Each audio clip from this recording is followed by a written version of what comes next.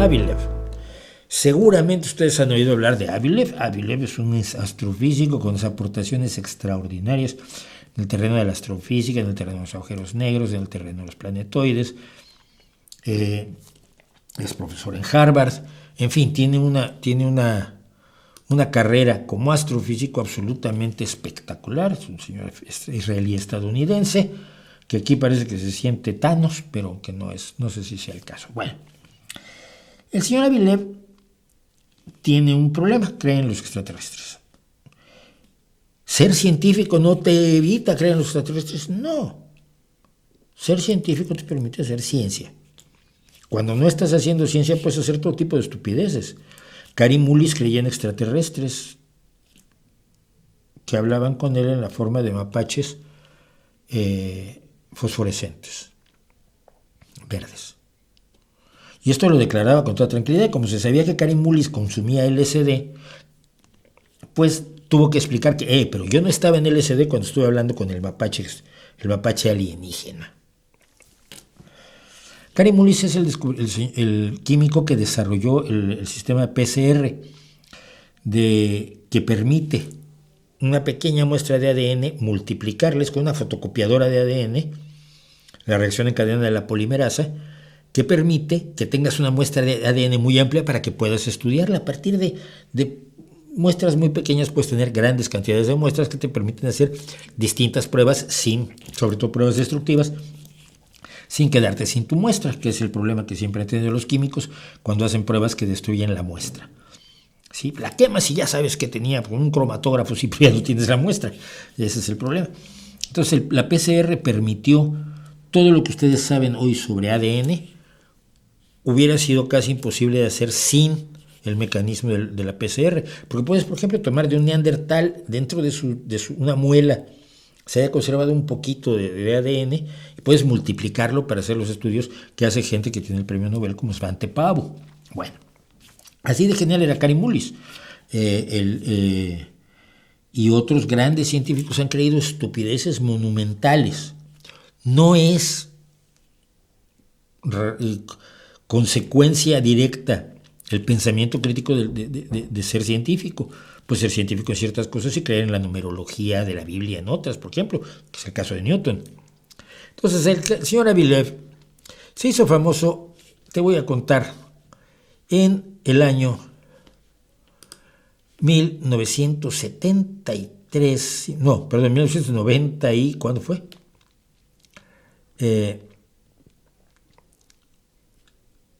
No lo tengo, qué barbaridad. No lo tengo a mano, pero bueno. Cuando este objeto, que se llamó Oumuamua, pasó por nuestro sistema solar, llamó muchísimo la atención de los astrónomos y astrofísicos porque era un objeto interestelar. Es decir, la mayoría de los objetos que se mueven en nuestro sistema solar proceden del propio sistema solar, los meteoros, los meteoritos, los asteroides, los cometas, que vienen de la nube de Oort, que es la parte externa de nuestro sistema solar. Pero este objeto, además por la trayectoria que seguía, venía del espacio interestelar y volvió al espacio interestelar después de cruzar la eclíptica donde tienen sus órbitas los planetas de nuestro sistema solar. Y es un objeto alargado, un objeto raro, un objeto que aceleró además en un momento dado. Y hubo dudas si la gravitación, la gravedad podía justificar o explicar la aceleración, etcétera, etcétera, etcétera. Y en ese momento apareció de la nada Avilev, que hasta entonces había sido un astrofísico seriecito y calladito, a decir, ¿es una nave extraterrestre? No, es una vela solar que se acelera con la fuerza del viento solar, los fotones. ¿Y esto de dónde lo sacas? ¿Pero qué bases tienes? Ninguna. Pero, ¿qué pruebas tienes? No, ninguna. Pero es una nave extraterrestre. Y como cuando cualquier persona dice que algo es una nave extraterrestre, lo siguen los medios, pero más cuando es un científico enormemente reconocido, como es el caso, pues se hizo famoso Avilev. Y desde entonces está en el mundo de Jaime Maussan, Iker Jiménez, JJ Benítez y toda esta tropa de embaucadores. Pero la última fue la siguiente. En 2014 un meteorito entró en la atmósfera y estalló, como suelen hacer los meteoritos, afortunadamente. A veces se pueden registrar estos meteoritos en sismógrafos. Avi Loeb escribió un artículo científico diciendo que había encontrado la señal sísmica de este meteorito. O sea, el meteorito entró a la atmósfera y Loeb dijo que en Papúa Nueva Guinea un sismógrafo había registrado un movimiento sísmico y por lo tanto allí había caído el meteorito.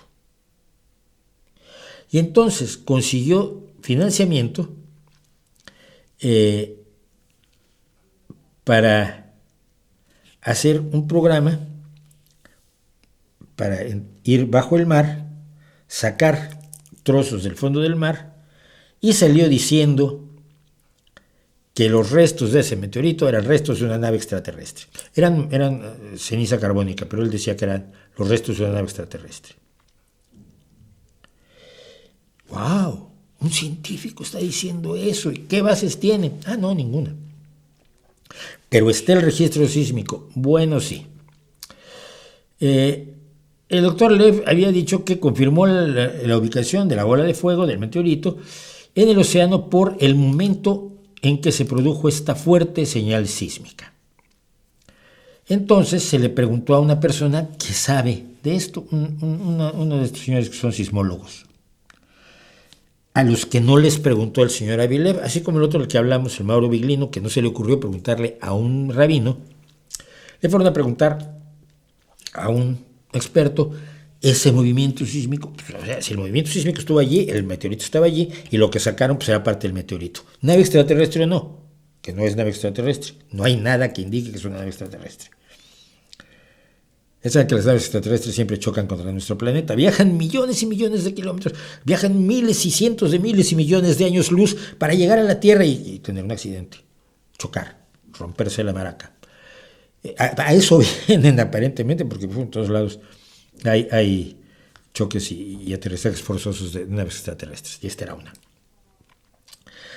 Si el sismógrafo dice que aquí fue la explosión, pues aquí está y lo que sacamos era del meteorito. No es del meteorito. ¿Y cómo lo sabemos? Bueno, pues le fueron a preguntar a un sismólogo. Y le dijeron, ¿pero qué fue? Entonces, el registro sismológico dice que era el meteorito. Y dice, ya, pero no era el meteorito. ¿Y qué era? Un camión.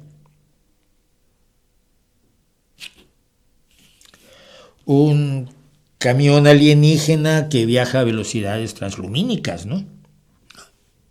Un camión normal que pasa junto a una estación sismológica donde tienen un sismómetro. No siendo sismólogo, se explicaba este sismólogo, el equipo de Loeb puede haber entendido mal los datos. En realidad, todo lo que encontraron fue un camión. ¿Y ese camión a dónde iba?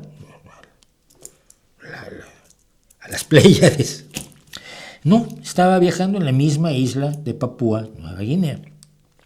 Es un camión ordinario de la Tierra, y los sismólogos saben perfectamente leer las señales de sus sismógrafos para saber cuando ha pasado un camión cerca del sismógrafo, y no lo confunden con la explosión de un meteorito, sino ponen camión.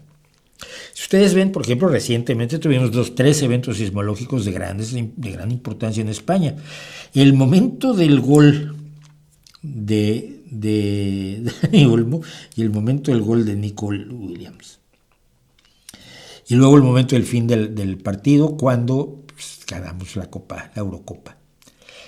Y en los registros sismográficos se ve que se movió Madrid y Barcelona, por lo menos, del salto que dieron cientos de miles o millones de personas fascinadas por los goles de la selección española. Y los registra un sismógrafo. Y no son tampoco un meteorito.